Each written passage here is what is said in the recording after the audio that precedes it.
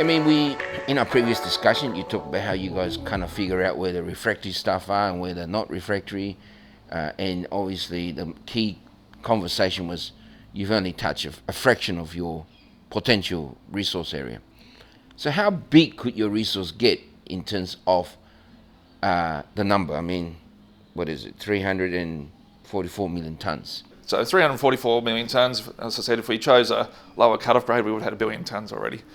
That's less than 5% of the area. So our AEM's identified 250 square kilometres of clays out there. We're busily drilling more portions of that as we speak. And we might as well talk about that now. We've got 10,000 metres of drilling that we've done to date. We've got another 10,000 metre program that we're drilling as we speak, and that's testing a lot of the new extents of these things up to 17 kilometres in length that we're expecting. So these resources most likely going to be billions of tonnes.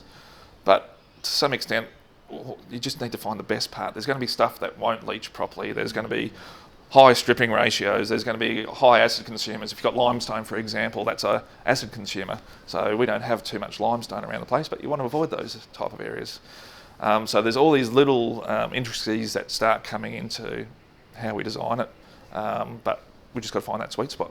So you mentioned limestone in those. Are you talking about the host where the rare sits in those type of rocks? Yeah, so some, not in where we are in Esperance, but other areas around the world, you'll see that it might sit on instead of a granite, it might sit on a limestone base. So when you start digging up ores, you don't want to be digging up limestone because the acid will just consume it. Equally, we've got areas within our spots that have high acid consumption as well. They've generally got calcrete, which is like, you know what calcrete is, but it's like a limestone that sits on the top. You want to avoid those areas as well because it just consume acid and your cost will go through the roof. In terms of acid consumption, we haven't put any recent numbers out about acid consumptions, but there were acid consumption numbers done originally that we put in the IPO.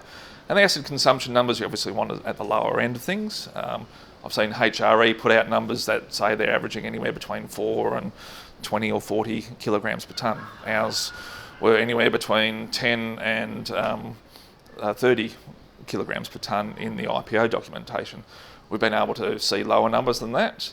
And we're also looking at the screening method as well. If you can remove 40% of your ore, in terms of getting rid of the coarse fraction, suddenly you're treating a lot less. So your acid consumption numbers might be 4 kilograms per tonne or less. So we haven't put anything out recently deliberately because we don't understand that yet. We think the numbers are coming down and they're looking really, really good, but we just need to work through those numbers and put out a realistic number rather than rush to the gate.